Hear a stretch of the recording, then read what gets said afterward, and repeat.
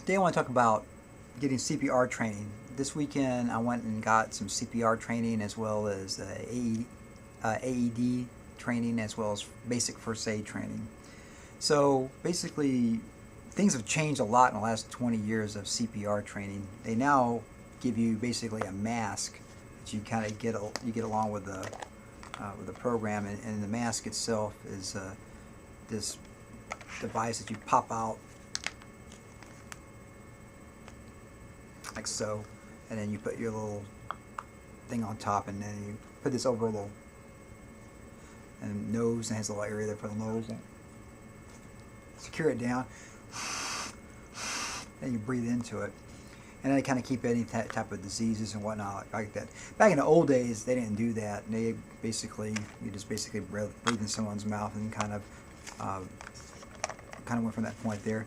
They always talk about gloving up also as a big aspect of things going on, and it makes sense. You need to make sure that the scene is safe first, and you glove up, and then you go over and respond. The only thing is, like in a real emergency, I don't know how, unless you're carrying around that stuff.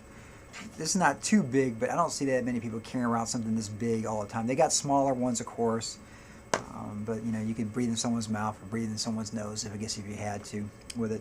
But really, in a lot of ways, it kind of gives you some ideas to kind of stay ready and be prepared in case something happens. Probably the biggest thing they have on that is that something happens, you just point at someone and say, "Hey, call the emergency service number." So basically, a lot of it is common sense and something that's kind of get you thinking about as well. Some basic first aid, how to use some gauze and wrap, how to put a sling on was in the first aid part. And these automatic defibrillators that they show, basically they talk to you. So you open it up and do this, put this there, clear, and you hit the button, and it gives you a shock if you need a shock to get you going. So it was neat. It was 7 hours of training, and it was interesting to kind of hear the new responses of things. The one thing I would say is that if a real emergency happens and you have nothing, I guess you just got to figure out if it's important enough to act or not at that point there. I can't see folks carrying this thing unless you're like somebody that's your job to kind of carry around these around. And of course, you can leave this in a car. But do you really have time to go run to your car if it's a half a mile away, or even if it's a couple blocks away, even potentially, to get that? So I'm not sure what the answer is on it. But and even kind of just doing the circulatory thing, basically you put your heel on, and then you do this and put your body weight over it so your arms don't contract.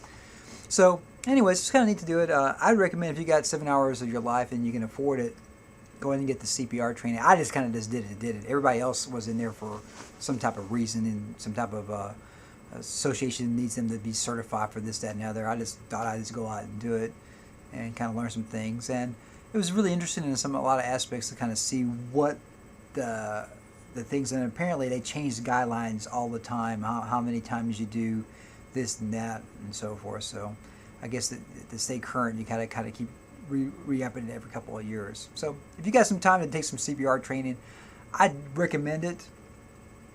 And basically,